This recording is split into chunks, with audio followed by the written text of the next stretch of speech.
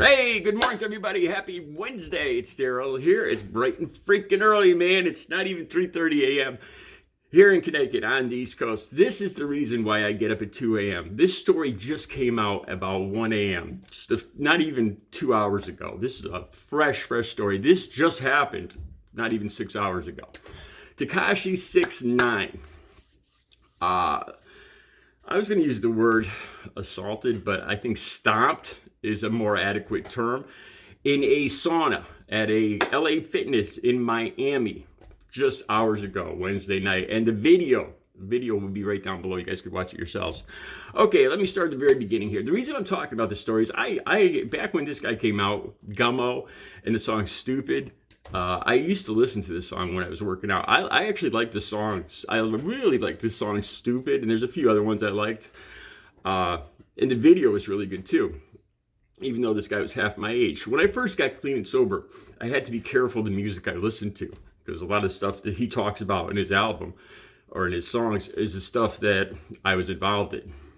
But by 2018, I've been clean and sober for 12 years. 2017, I've been clean and sober for 11 years. So it wasn't that big a deal. Okay, another thing I'm going to talk about. Now, Tekashi 6ix9ine is known for snitching. All right, I'll get into all this. And I'm going to tell you guys about, I hate to say this, the one time in my life that I snitched. And that's coming up. All right, so the story here is, you guys all know the background. Tekashi 6ix9ine was arrested back in 2018. Nine separate charges, gun charges, gang activity. This is right when a little while after his album blew up.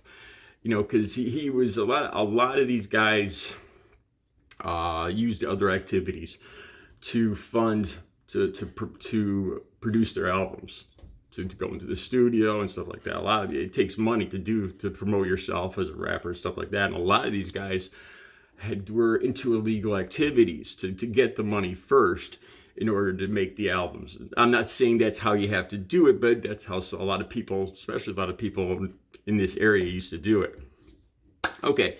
And supposedly, you know, he ratted out, or he did rat out, and he got out of jail. He was looking at 50 years. Tekashi 6ix9ine was looking at 50 years, and supposedly, or he did rat out.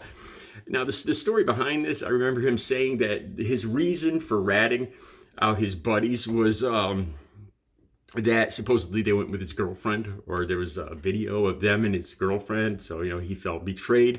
Still, though, ratting, there's only two things in my book. The two or three lowest things. Ratting, anything to do with kids, anything to do with older people, and shoplifting. And I've told you guys about the shoplifting I've done before. So I'm going to tell you guys about the one time, I hate to say this, but I ratted. I'm going to tell you guys about that when I get to that. I'm going to get to that in a second. Okay, just Friday in Lone Depot Park in Miami, he was thrown out of the World Baseball Classic game for being drunk and disorderly and starting trouble. This was just 2 or 3 days ago. There's a link down below too. This was about in April of 22. He was punched in the head in a DJ booth. I think it was down in Miami too. It was not even a year ago. So he's been, I think the term is green lighted. When somebody like that's associated in this world, like I said, I was an addict. I wasn't a gang member. Back when I was using, we called them clubs that I would associate with, motorcycle clubs. I refuse, I won't say any of their names. Still now, those words won't come out of my mouth. The Almighty Latin King Nation I used to deal with. I don't know if Daniel Hernandez is associated with them, and Los Salitos. Those two are blood enemies. But anyway, so he ratted, and he's been green lighted. From what I understand, that means anytime anybody associated in this world sees him, they have a duty to light him up. Okay, so LA Fitness sauna just mere hours ago. The video for this will be right down below. I don't call this an assault. This is what I honestly, I can't think of any other word but stomping. I've actually been to LA Fitness, and the sauna area and everything. I belonged to LA Fitness for a while, and mind you, this is exactly what it looked like. Another thing I don't understand in this video, he's wearing what looks like a jacket. Well, it looks like a jacket just like that. I don't know what he was doing in a sauna wearing a down jacket, and he's wearing what looks like bicycle shorts, which wouldn't be my first choice for the way he was dressed would not be my first choice for hanging out in a sauna, a men's sauna, or in a sauna in a gym. But this isn't about his wardrobe. Anyway, these two guys stomp him. One's grabbing him by the hair, and the other one just uses his feet. And it's brutal. Apparently, he was taken to the hospital. He's probably just being released from the hospital right now, if he's even being released. He had damage. He had injuries to his jaw, ribs, and back. Okay, so let's talk about this. Like I said, the video for this is down below, and it's brutal. One of these guys was heard saying, I'm gonna be famous now, or I'm gonna be on TV now. That's what it's in the clips down below, in the several links down below, and that's what one of these guys, because they're on video and everything. And one of them was heard saying that they're going to be famous now, or they're going to be on TV now. I honestly don't think this was direct reparation. This is just my personal opinion. I don't think it was direct payback for snitching. I think it would have been a lot more serious if it was. I think these are just two guys that knew he was green-lighted and just took the opportunity to make themselves famous, really, or infamous, I should say. And that's just my opinion. These are two huge dudes, too. Okay, like I said, there's very little that's lower than snitching in the street, in the world, in the street. There's one time I remember that I snitched. This is what, if you don't watch my channel, the reason I do these stories is because a lot of times there's a direct connection to my life, the way I used to live. And I'll tell you guys about it. I'm still not proud of this at all. It kind of popped out of my mouth. I know that's not an excuse.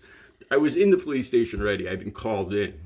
I'd been with one of my friends, and they had overdosed and passed away right in front of me, or as I was leaving. And there was a lot of questions about this. The police actually asked me straight up, "Did you kill him, Daryl?" I'll never forget that. I remember a cop coming across the table screaming at me, "Did you kill him?" And I told him, no, I had nothing to do with. I told him I'd take a polygraph and all that. This is what you get into. I was growing up a quiet guy, a quiet kid in the woods in Connecticut. And once you get involved in this world, this is where I ended up. As I was leaving the police station that day, one of the detectives came up to me and they asked me about a case where an 86-year-old woman was mugged right in the neighborhood that I grew up. And I knew the guy who did this. I was very upset about this. To me, this was the lowest thing. Children and older people. And from what I heard, he took her pocketbook and broke her arm. 86 years old, took lottery tickets from her, Social Security, that kind of thing. And he was on my radar at that point. Now, I was leaving the police station, and in my mind and a lot of other people I hung out with, he was green lighted. But I slipped. As I was leaving, that's what I call it. I slipped. They asked me about that. They questioned, as I'm going up the door, I said, "You don't know anything about that, do you?" And I was so angry and I was thrown off by the whole interview that I had just gone through that I just blurted it out. I knew right where he was right at that moment. And I told the police. And they surrounded that house within less than an hour. And he was arrested. And there was never... I wasn't labeled a snitch. Nobody actually knew about that until I just told you guys. But, what he did to this 86-year-old woman, kids, an 86-year-old woman, this is the lowest low. And still, though, the street law, you don't snitch no matter what. You handle it internally. But there's a reason, too. There's really a reason. I had thought about this before what I was going to do about this guy. And I thought about her family, this older woman's family, because I was familiar with her and her family. And her family would get no relief because she was still out, she was still alive, and they were scared for her. And she would get no sense of justice or relief if it was taken care of in the street. You know, her family and her, this older woman would have only got a small margin of peace of mind back, knowing that this guy was in jail. To them, that was justice, and that's part of the that's the only reason I can give you guys why I snitched is because I knew that taking care of it on the street would have just made this older woman and her family more scared. You know, once they heard this guy got, you know, I don't think it would have been the usual relief. Oh, he got what was coming to him. You know, they would have just looked at it as the whole place is going to smithereens, let's just say. And I knew that her and her family, their form of justice, their peace of mind would come more through the justice system. Sounds like an excuse, and I'm still not very proud of snitching this one time. That's the one time I snitched.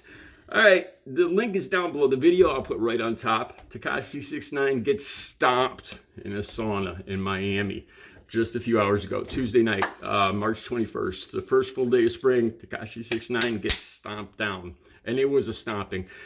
You guys, I'll be back later with another video. Have a good Wednesday.